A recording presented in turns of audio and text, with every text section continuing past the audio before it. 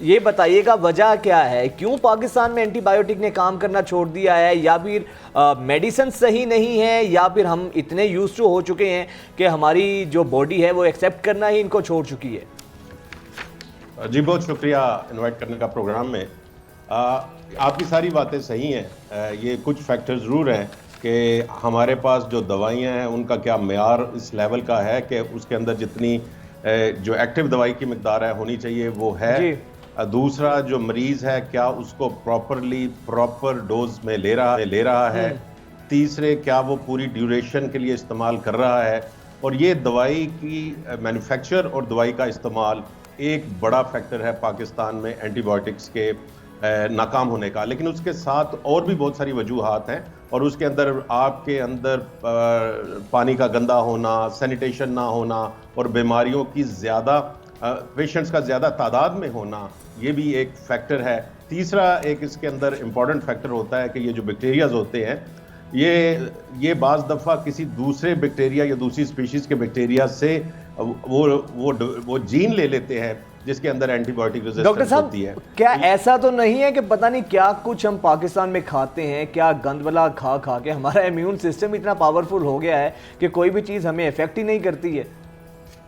नहीं, immune system नहीं, देखिए वो एक टॉलरेंस तो आती है आपकी बॉडी के अंदर जब आप एक्सपोजर करते हैं, लेकिन उसके साथ हमारा इम्यून सिस्टम मजबूत नहीं होता। देखिए पाकिस्तान के अंदर ऐसी ऐसी बीमारियां हमने इन्वेस्टिगेट की हैं जो पूरी दुनिया में कहीं नहीं है। एंटीबायोटिक रेजिस्टेंस के वो लेवल हमने देखे हैं जो पूरी दुनिया में कहीं नहीं है, और उसकी बुनियादी वजह खाने से ज़्यादा गंदा पानी हमारा पीना और गंदी चीज़ें खाना, ये दो फैक्टर बहुत बड़ी रीज़न है हमारे लोगों के इतनी ज़्यादा तादाद में बीमार होने के। अच्छा, बीमार होने की तो रीज़न आपने बता दी डॉक्टर साहब, लेकिन जब इंसान बीमार होता है तो डेफिनेटली डॉक्टर उसको एंटीबायोटिक से ट्रीट करते हैं अगर बैक्टीरियल इन्फेक्शन है। लेकिन जब एंटीबायोटिक ही काम ना करे तो फिर डॉक्टर भी क्या करे और मरीज को किस तरह से ट्रीट किया जाता है ऐसी कंडीशन में? देखिए, एक तो डॉक्टर्स को भी अननेसेसरी एंटीबायोटिक्स देने से परहेज़ करना चाहिए। सारी बीमारियां बैक्टीरिया से नहीं होती, बहुत सारी बीमारियां वायरस से होती हैं, और वायरल डिजीज़ के लिए आपकी एंटीबायोटिक बिल्कुल नहीं चलती। तो अगर किसी को किसी वायरस की वजह से उसका पेट ख़राब है या उसको वैसे कोई बीमारी है तो आप जितनी मर्जी एंटीबायोटिक्स दे दें वो ठीक नहीं होगा। तो इस वजह से डॉक्टर्स को अपनी डायग्नोसिस को बेहतर करना पड़ेगा। मरीज़ को डॉक्टर के मशवरे के अलावा कोई दवाई इस्तेमाल नहीं करनी चाहिए, और जितनी डॉक्टर कहे जितने दिन दवाई खानी है उतने दिन उसको दवाई खानी चाहिए। सबसे बड़ा प्रॉब्लम, मैंने एज ए क्लिनिशियन भी काम किया है पाकिस्तान में, सबसे बड़ा ये है कि मरीज़ को 2 दिन बाद जब आराम आ जाता है या उसमें अफाका हो जाता है या 3 दिन बाद वो एंटीबायोटिक छोड़ देता है, और आप उनसे पूछे तो वो कहते हैं जी ये गर्म दवाई है, बहुत गर्मी लग रही थी, ये हो रहा था। लेकिन इस तरह पाकिस्तान की आबादी का मेजॉरिटी हिस्सा अपनी एंटीबायोटिक की डोज पूरी नहीं करता, और वो आहिस्ता आहिस्ता, ये भी एक रीज़न है हमारे मुल्क के अंदर एंटीबायोटिक रेजिस्टेंस का। अच्छा डॉक्टर साहब, आपने रीज़न बता दिया कि पेशेंट्स भी एंटीबायोटिक को उस तरह से सीरियस नहीं लेते हैं, कोर्स पूरा नहीं करते हैं, फिर दोबारा से रिकरेंट इन्फेक्शंस हो जाते हैं। लेकिन डॉक्टर साहब, आप ये यहाँ पर अगर हम ये बात करें कि मैन्युफैक्चरिंग कोई डिफ़ॉल्ट भी हो सकता है, कोई थर्ड क्लास माल अगर आप यूज करें मेडिसिन में, तो मेडिसिन इधर गोदामों में बैठ के बन रही एग्जैक्टली, और जहां बन रही होती हैं वहां के आप हालात देखें तो मेडिसिन खाने का कभी दिल ना करे। अच्छा, पूरी दुनिया में सर ये कुछ सोच भी नहीं सकता कि 2 नंबर मेडिसिन भी होती हैं, और पाकिस्तान में ऐसा होता है। तो ये रीजन हो सकती है कि थर्ड जनरेशन एंटीबायोटिक काम ना करे?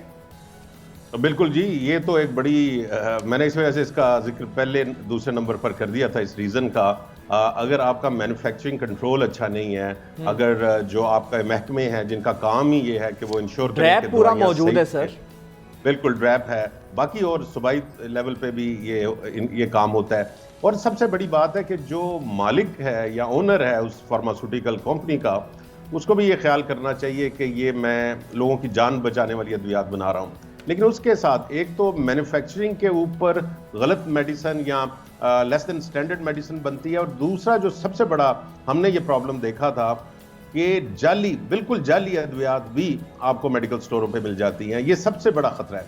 एक तो ये है कि चलिए आपने पैरासीटामोल दी तो उसमें 80% अफादियत थी, 100% की बजाय आपने 2 गोलियां दे के उसको कंपनसेट कर लिया।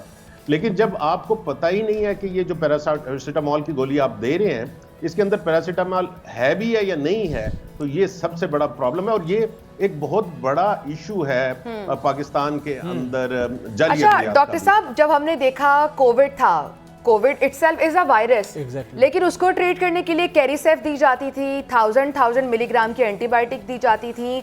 तो इतना ज़्यादा एंटीबायोटिक का इस्तेमाल भी तो बढ़ गया है। डॉक्टर्स जब तक इतनी ज़्यादा दवाइयाँ ना दें तो पेशेंट को लगता ही नहीं है कि हमें कोई दवाई दी, हम डॉक्टर पे गए, इतने पैसे दिए और वो आगे से सिर्फ पैराडोल लिख दें।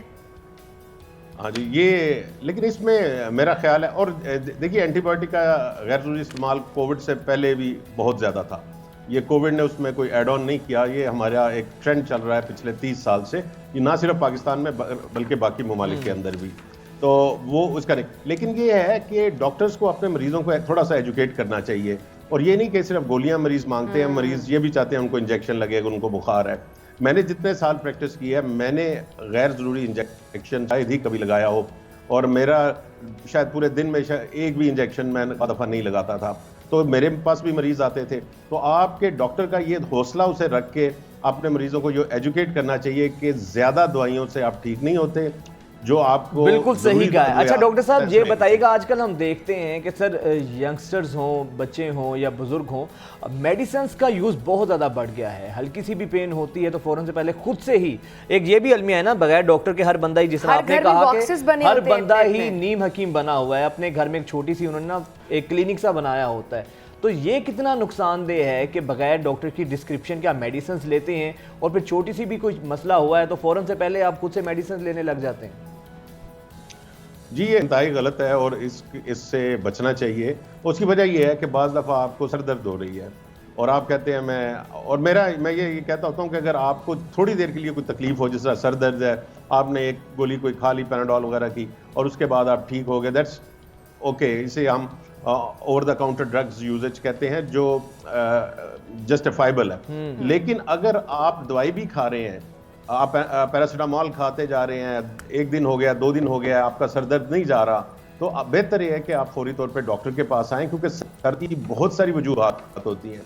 जब आप डॉक्टर के पास आते हैं तो बेसिकली अपने डायग्नोसिस के लिए आते हैं कि वो देख ले, वो एक्सक्लूड कर ले कोई सीरियस बीमारी तो की वजह से सर दर्द तो नहीं हो रहा, किसी बुखार की कोई ख़ास बुखार है, उसको कौन सी दवाई चाहिए।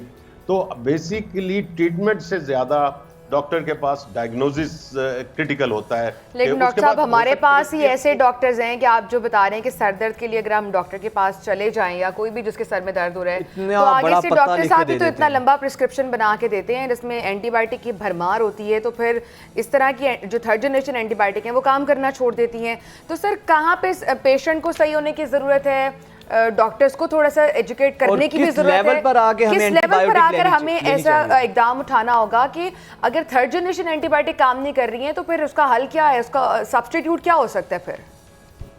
जी मैं दोनों चीज़ें बताता हूँ, लेकिन पहले आपको मैं एक्चुअल इसकी मिसाल दे दूँ जहाँ पे हमारे पास बहुत बड़ा मसला आया हुआ है 3rd जनरेशन, जहाँ पे आप जिस तरह कह रहे हैं एंटीबायोटिक्स नहीं चल रही, वो पूरे हैदराबाद से ये शुरू हुआ था, फिर कराची और आहिस्ता आहिस्ता पूरे पाकिस्तान में।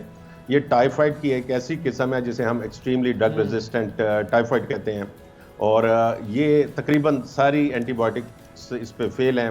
बड़ी एडवांस लेवल की 1 या 2 रह गई हुई हैं और उनके खिलाफ भी रेजिस्टेंस आ रही है।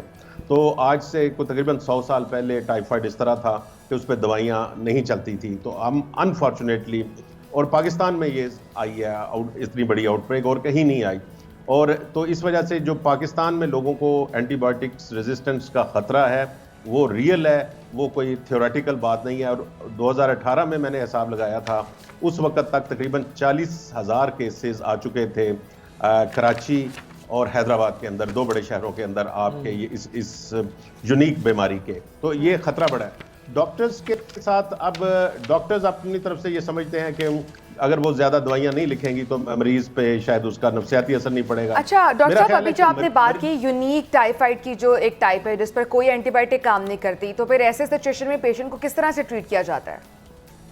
नहीं, अभी एक जो बड़ी एक्सपेंसिव ड्रग है वो अभी हमारे पास अवेलेबल है, लेकिन खतरा यही है कि वो जो 1 या 2 हमारे पास आखिरी रह गई हुई हैं जो महंगी है। देखिए टाइफाइड पहले आम दवाइयों के साथ ठीक हो जाता था, आम एंटीबायोटिक्स हम यूज़ करते थे जो बहुत सस्ती होती हैं, अब ये इंतहाई एक्सपेंसिव ड्रग्स एक दो रह गई हैं और बाज़ जगहों पे हमें उनके खिलाफ भी रेजिस्टेंस आ रही है, और कुछ और बीमारियों के अंदर भी ग्लोबल लेवल के ऊपर ये इशू आ रहा है। तो चैलेंज ये है कि वो दवाइयाँ के खिलाफ भी रेजिस्टेंस आ गई तो फिर हम इसको कैसे ट्रीट करेंगे, जो आपका सवाल है, क्योंकि हमारे पास तो कोई अद्वियात ही नहीं होगी। हल इसका ये है कि आप पानी अपना साफ करें, आप सैनिटेशन प्रोवाइड करें, तो ना टाइफाइड होगा ही नहीं। अगर आपका खाने पीने का सामान ठीक है तो टाइफाइड का एक मरीज भी पाकिस्तान में नहीं आएगा, ये याद रखिए। तो हमें उस तरफ प्रिवेंशन की तरफ ज्यादा गौर करना चाहिए, और वो अगर होगा तो फिर हम मैनेज कर सकते हैं। और सर लेकिन बिल्कुल ये नहीं सही कर आपने सकते कहा है, प्रिवेंशन पे गौर करना चाहिए, और prevention is better than cure, इसमें तो कोई दो राय है ही नहीं, है ना आयशा। तो इस लिहाज से हमें यही चाहिए, अगर आप मेडिसिन लेना भी चाहते हैं तो खुद से ही डॉक्टर ना बने, डॉक्टर्स की जो प्रिस्क्रिप्शन है, डिस्क्रिप्शन है, उसके मुताबिक ही लें। सेहत का आपका ही इसमें बेहतरी है। एग्जैक्टली, ये भी रिसर्च है कि बहुत से ऐसी बीमारियां जो गंदे पानी से होती हैं, यानी आप अगर अपना पानी साफ कर लें और पानी उबाल कर पीने लग जाएं तो बहुत सी बीमारियों से आप बच सकते हैं।